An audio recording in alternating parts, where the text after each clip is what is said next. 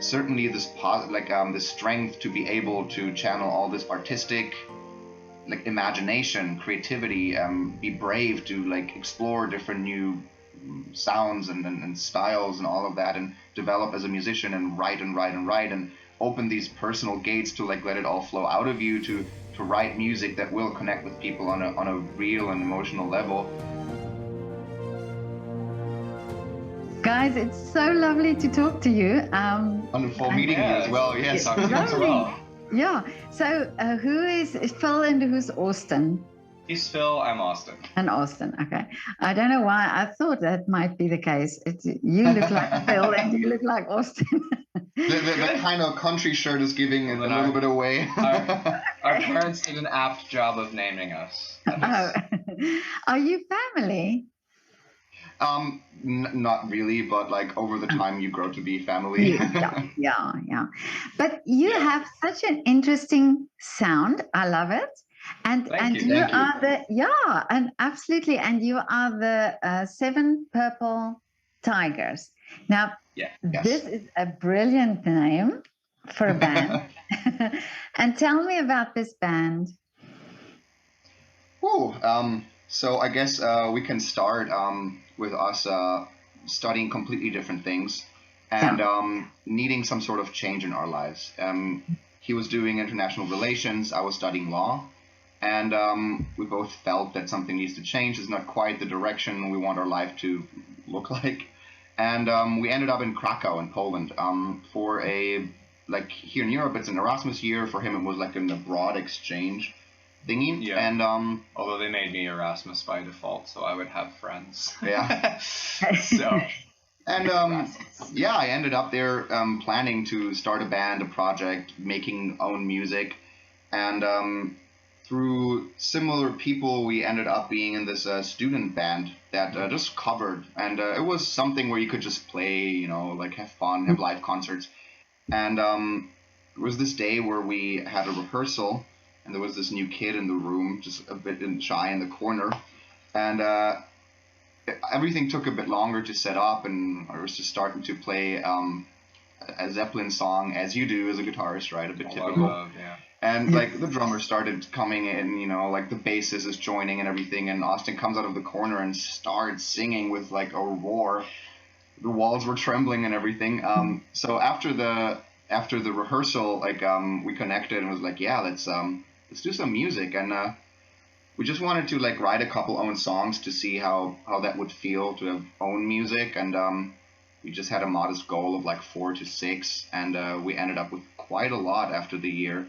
And we were performing there, having shows in Krakow, traveling through Wrocław and Warsaw, and had quite the blast. And after this year, we decided, all right, let's be musicians and do this our living.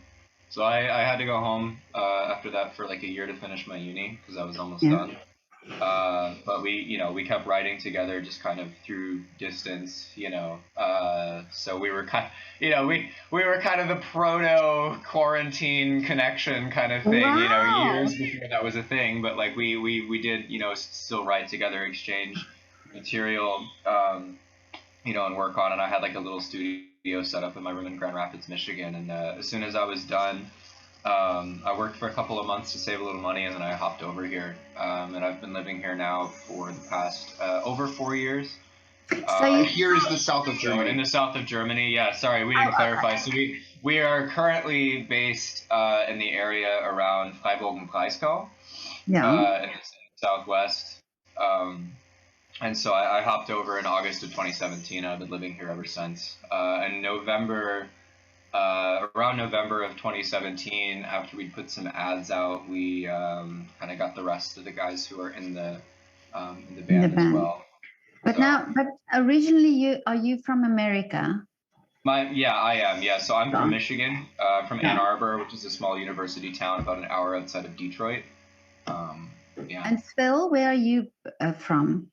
I'm actually from Freiburg, so I'm from here. Oh, you are from there. Okay, yeah. So, but your English is amazing. I mean, you don't have an accent. Thanks a lot. Yeah, no, definitely. But now, okay, so you stepped out of very secure careers or very secure, would we say professions into study at least. And I mean, so the music, has it always been there? Are you trained in music in any way? Yine.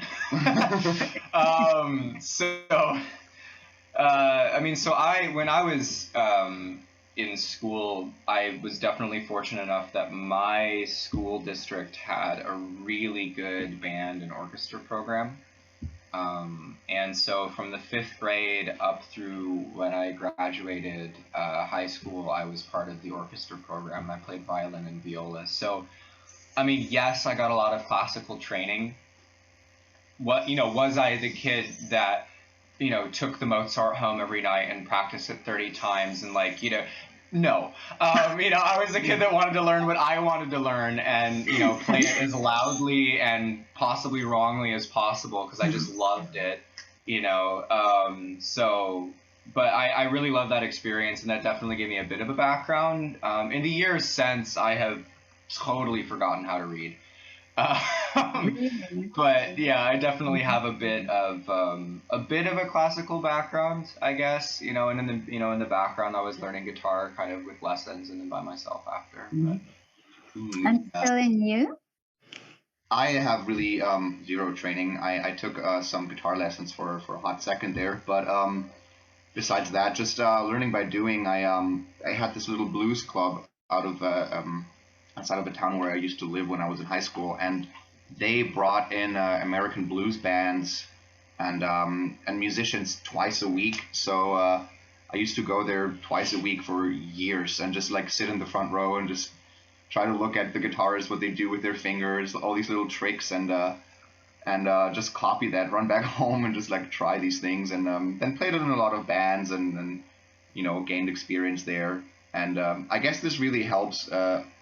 These different backgrounds and feeling music kind of help with us writing new music, because we have very similar yet different horizons of creativity and how to feel out the next part when we're writing something new, and that adds up to this unique three-dimensional kind of space. And still coming into it with a little bit of naivete avoids you overthinking things, and I think trying to be kind of tied in that pop rock world, it's best. So I'm always glad to hear when somebody says that they've learned by doing, because I've also learned by doing. I'm also a photographer who learned by doing, and I shoot like a cowboy. I just I don't know what the rules are, and I just do my own thing. And I think sometimes it's nice to be in that situation where you don't know what the rules are, because I think if you know too much, I think it brings a sort of a barrier a little bit, and I think what a great combination that you both are, like you say, from a different background in the education of the music. So it's wonderful. It adds up really well when we write together, so it's great. So now you write together, you said. And in the writing, is there one person who writes the music and one the lyrics, or do you combine the both? We used to usually we stick our heads together, and whoever has something that sparks the creativity of the other gets us going, and we chop in. We throw in ideas and we workshop it together. Austin is usually for example, ask okay, what could this be about and everything, and usually I'm thinking of concepts and stuff, and he is the lyrical genius, a poet of a rare kind, really. He needs 2 minutes to write down the most beautiful poetic lyrics that work melodically, because that's very difficult, not just to write something nice and but also something that works with the melody. And then we usually sit down and work on the melodies and the placement of each word even, and we have already the music, but then we go into the music and arrange all these things, add all the different instruments, all the layers, and we very much each of us has our own strengths in that, and we bring in the most of that, but then the other one always helps with that as well. So it's a very it's a very fluid exchange. Dynamic. You flatter me too much. I mean, it's really, I mean, especially with like melodies and stuff, where sometimes I'll have a clear idea of where I feel the vocal melody can go, and I'll already start writing lyrics. Sometimes I have no idea, and we'll both put like the chords on a loop or something, and kind of like if somebody has something, hum something. A lot of times Phil will have these brilliant ideas. He'll just hum something. I'm like, that, and then I can write something to it. So I do the bulk of the lyrics, but even then, sometimes he'll kind of do this like Paul McCartney scrambled eggs thing, and there'll be one or two that I can fish out, and that helps me build a sentence around it. So, and we both play guitar. That's our primary instrument, both of us. So when it comes to the music, someone will have like a little lick or a little chord set, and the other can come in and help flesh that out and build more of the song around it. And so it's always a very collaborative process. And your writing, is it, do you write, what inspires the writing? Is it stories, or is it real life experiences, or what do you write about? I mean, it depends on the song, but I've almost started having the feeling that it's almost like a therapeutic session that we're having, because it's a very very creatively intimate space where we really only like working together in this. There shouldn't be other people in the room or nothing, like we create our own little universe for however long that needs to be, and often just talk about things, where we're at right now in life, what bothers us, what is painful or wonderful, and just talk about things and being able to open up about personal things. And then usually we fish something out that right now is a very I don't know, like a theme that is very big in our life at the point, and we usually try to then change it in the song in a way that it's not super personal, because who wants to listen to a song where it's like some dude's story, right? So kind of making it more vaguely abstract, that everyone can see their own life possibly in it, and that's kind of how it translates. Just having a little bit of openness and universality to the way that we approach a topic or that we tell a story. So there's a version of it that we can read that is deeply personal to ourselves, but as someone who doesn't know those things, reading it, you can find something as well, and it doesn't it's not this sort of hyper specific telling of a story or perspective on a topic that shuts other people up from finding something for themselves. Well, that's definitely with writing. I think that things like lyrics, if it's true, if it's like real life experiences, it all it can touch more, because there are people that can relate to it, and I think that is also very important that it is like that, And do you think that during the pandemic, and you said you worked together during the pandemic, Mm-hmm. and do you think that made you write differently?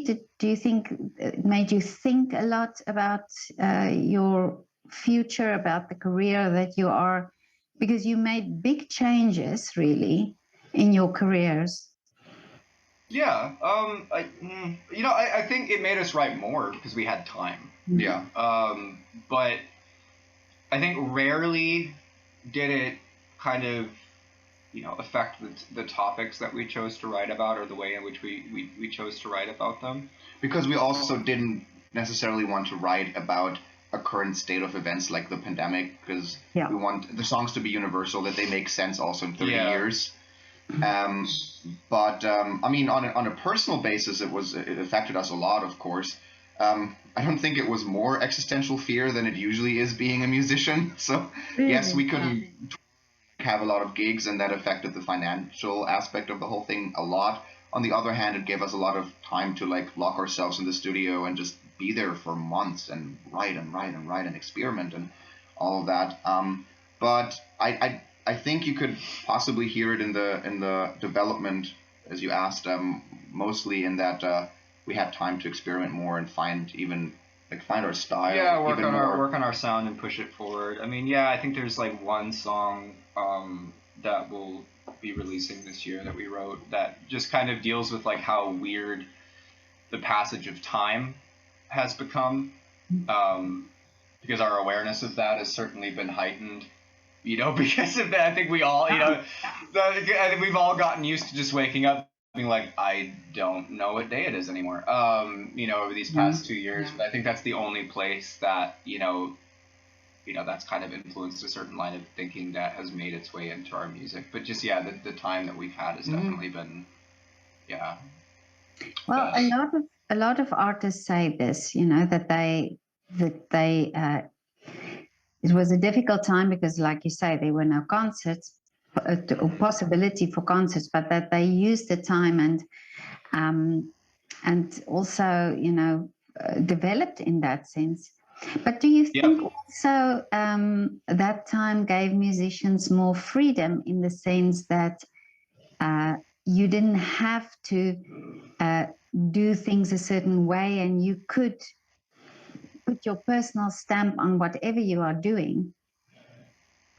Absolutely. I mean, we try to put our personal stamp on everything that we're doing always, but one has to agree or admit that during such a time, you really were able to focus only on music, which is wonderful. Because usually you have all this carousel around you of like social media and pictures and making videos and doing all of these, like things around the core of music, and you really have to be writer, arranger, and the musician, and also like recording engineer and mixing, mastering specialist, and also like booker and designer and and all of these things combined. So it took a lot of weight off of the shoulders in that sense, that it really gave a free road just for music, and also for what the art could be. Because if you're in a situation where you're playing concerts all the time, I mean, of course you still write. But then anytime you come up with, you're tacking it on and you want to play it at the next concert, and you hope that fits with what you used to play, because that's the bulk of your set list. And it's kind of, if you make these huge jumps in style or something, it's a bit weird if it's like this new song that doesn't work with the others, but you're still going on tour with it and whatever.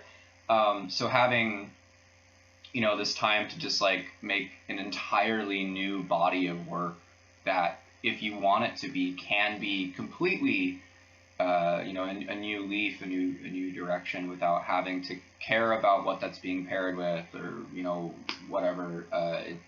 In that sense, the freedom was huge. Really time to really sit and do something new.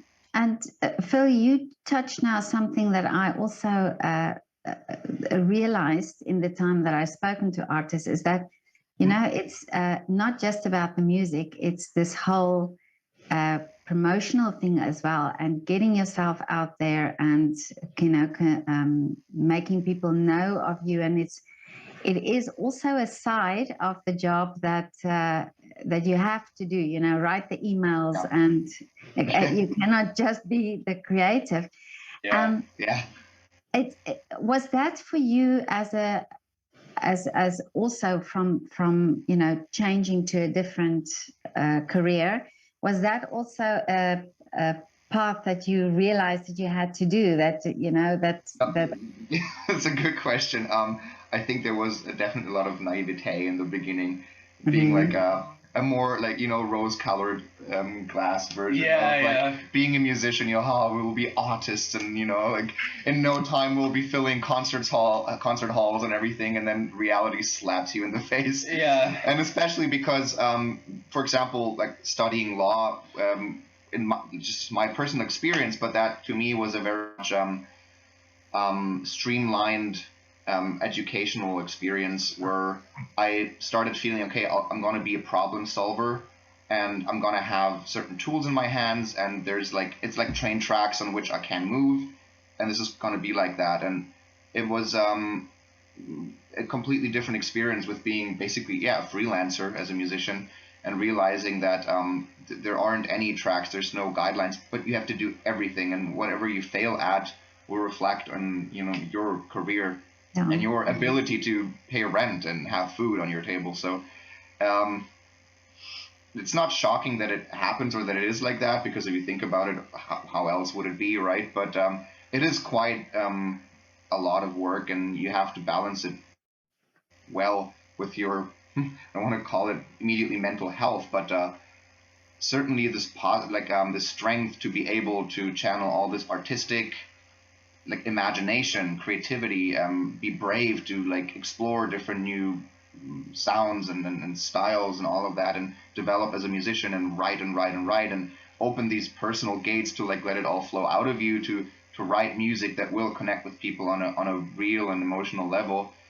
And on the other hand, exactly be this managing person, writing all these business owner. Yeah. Business emails and tax papers and contracts and all the time thinking about promotion, and no one cares because you're just a grain of sand on a beach, basically. Yeah, well, I mean, and back to the thing about learning by doing, it's been a lot of that and that.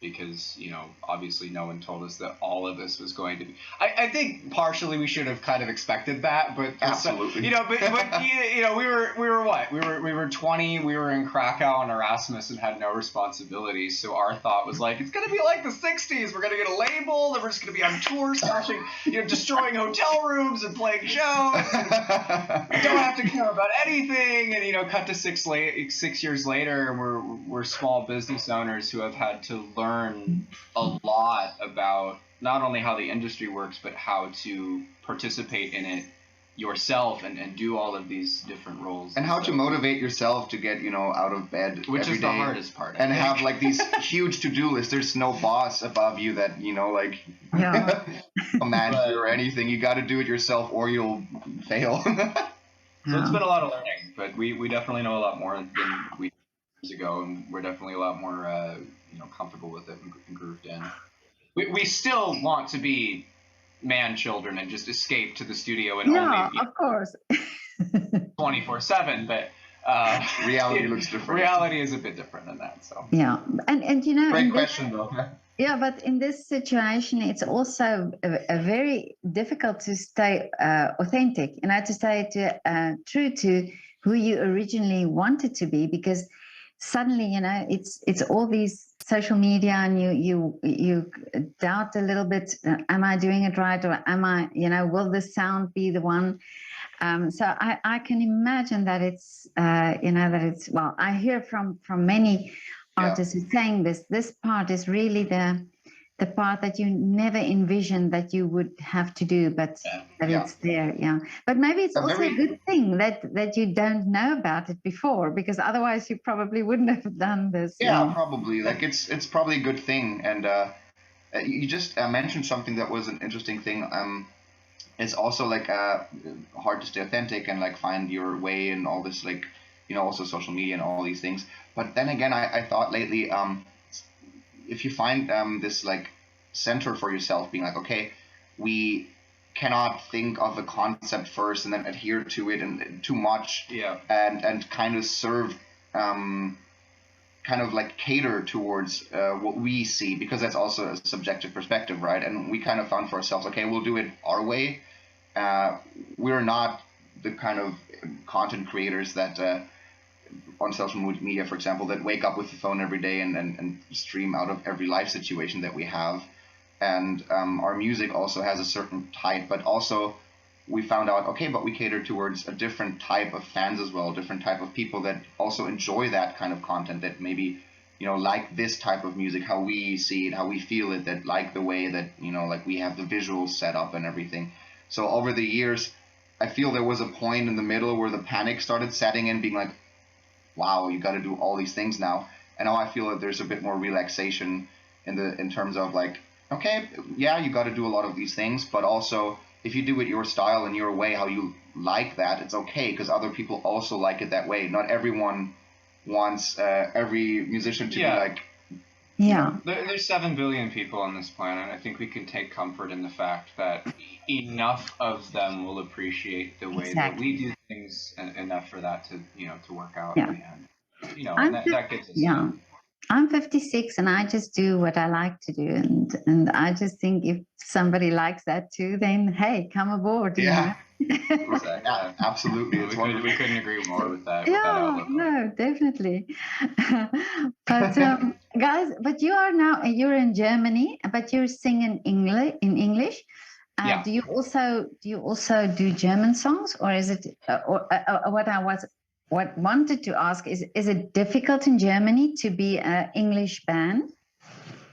I don't think we felt that that's been something that's made it more difficult for us at all.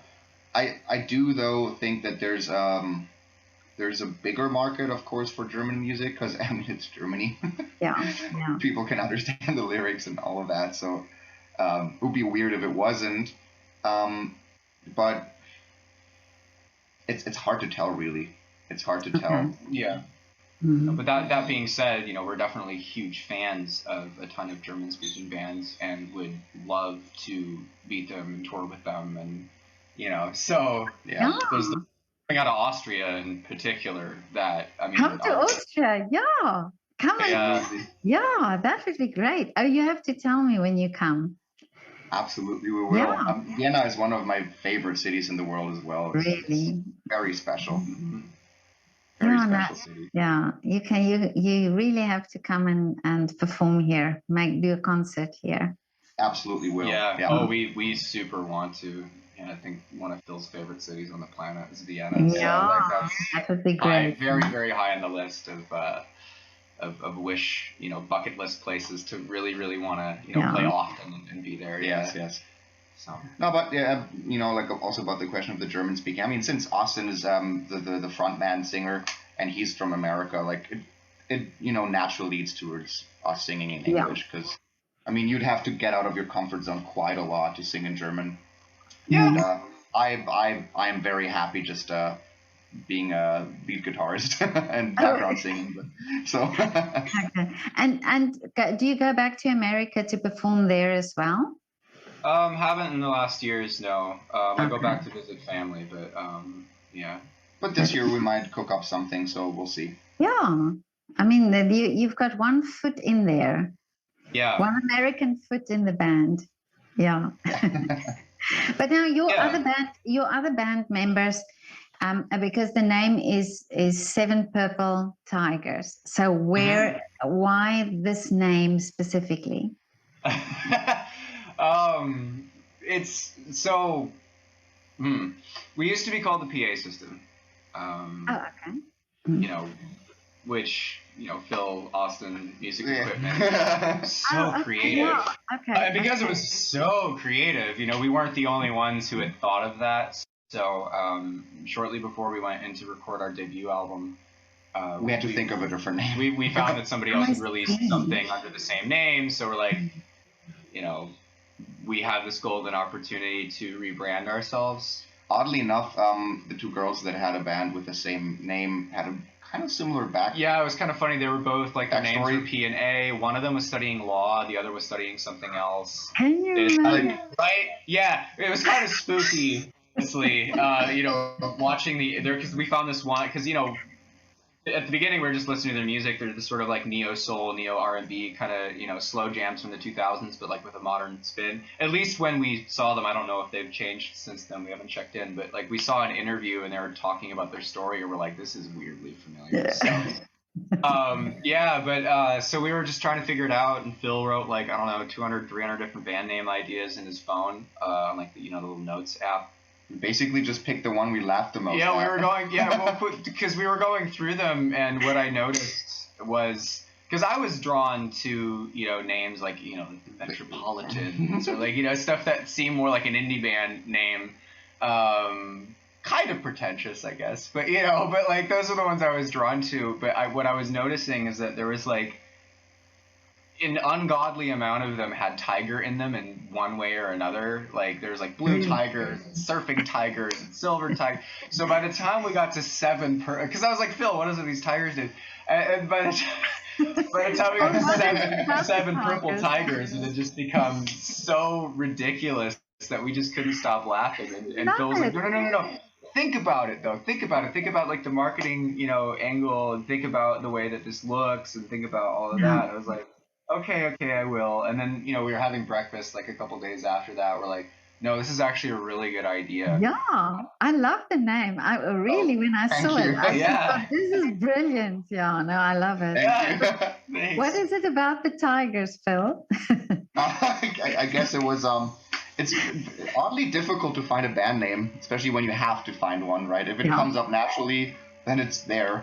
Like that, it was I don't know, like I think tigers are cool. They look awesome, and it was just trying to like add combine words, maybe numbers, colors, whatever, to find it. I mean, names like Childish Gambino and all of that seems pretty random, or Tame Impala. So it's like a lot of these band names have animals or objects or colors or like numbers. So it's like, let's try the same, and just like going through a lot of these and trying to find different combinations. So like, I guess tiger was the first animal that I thought like, oh, that's a cool one. But yeah, it's just a bit of a silly name, but it rolls off the tongue nicely somehow. No, I think so. I think it's absolutely the perfect name. And Thank you. No, definitely. I love it. Yeah. And it's great to hear. Yeah, thank you. And it's great to like have, for example, like all the stage in purple, or these like certain lights, and not be like, okay, why do they do everything in purple? Yeah. So like that makes sense. Yeah, it gives us a color scheme. It gives us a mascot. It gives us some sort of, it's something we can anchor a lot of our visuals in. We can create a little tiger world within that, and like and people that like that can feel part of that as well, and like. I can just think how there's a really a world out there that you can explore with that name. I mean, honestly, in marketing, it's just amazing. That was a good call. Yeah. That's great to hear. Yeah, thank you. But now, tell me, what is now the wish for you for the future? Write the best music possible.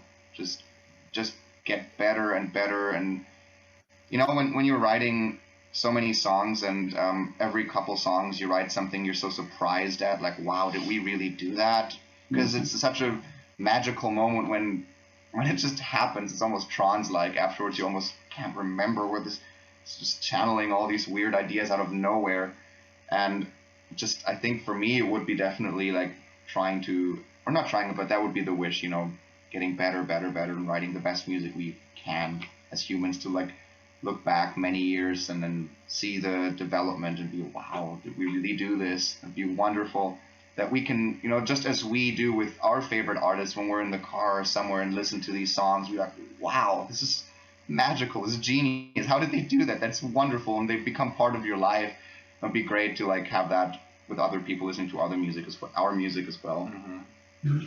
And, headlining Reading, Glastonbury, and Bonnaroo would be a push for the future. But, primarily the art and the music. But I think success for us mostly is the idea that we can continue to support ourselves living the artist lifestyle and, fulfill that dream of being on the road, touring the world with music that we are super proud of having made.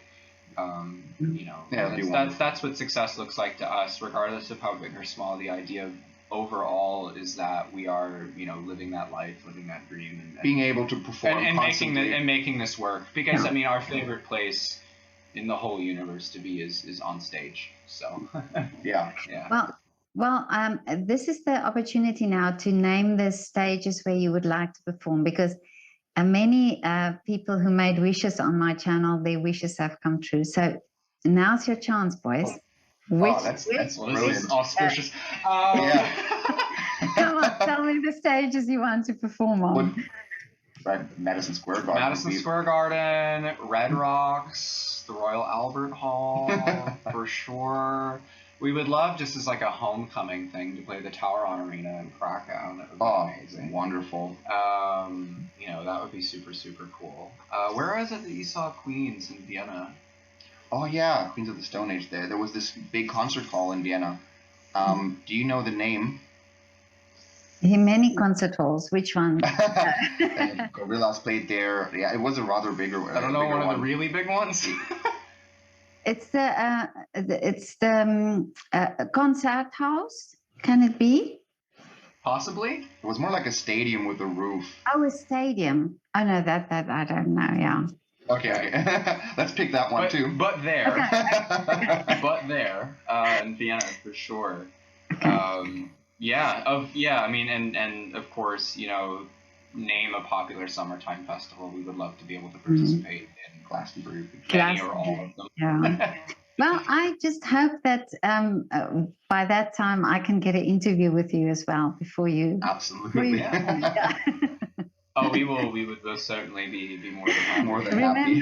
Just remember, don't forget me. Check in from the tour there. bus, say hello. Yes, absolutely. But listen, just before we go, I just started giving people an opportunity to do a little shout out for their favorite coffee place or restaurant that you have where you escape to, because I think it's nice when you support businesses as well. So, what is your shout out? Give me the names of your. Can we have a couple? Okay, yeah. Okay, because there's one in Vienna that when I visited a couple times, I absolutely fell in love with, was Café Kafka. Yeah. That was so special. It was off of Maria Hilfer Straße. Oh yeah, yeah. Magical place. I would say we would definitely give a shout out to Alchemia in Krakow. And Echeverria. And Echeverria. And Alchemia, we would like to thank you once again for continuously liking and following our social media posts. And wow. You're our favorite cafe, so thank you so much for always paying attention to us. And that being one of the most magical places in the world. Absolutely. And here at home in Freiburg, the JC Cafe deserves a shout out for being the vibiest, coolest little hangout in this town by far. Fantastic. So, but listen, Phil and Austin, this was so lovely to talk to you. I mean, you have such a wonderful story. You have wonderful music. I love your music. And I wish to see you in Vienna very soon. Thank you so much. Thank you so much. We love this interview. It was wonderful talking to you. Such a beautiful atmosphere that you're creating. And thanks for the wonderful questions. We had an amazing time. This was really special. Thank you. I'm glad to hear that. And it was so lovely to talk to you. Okay, guys, have a lovely afternoon. You too. Wish you all the best. See you in Vienna. And take care. Bye-bye. Thank you. Bye.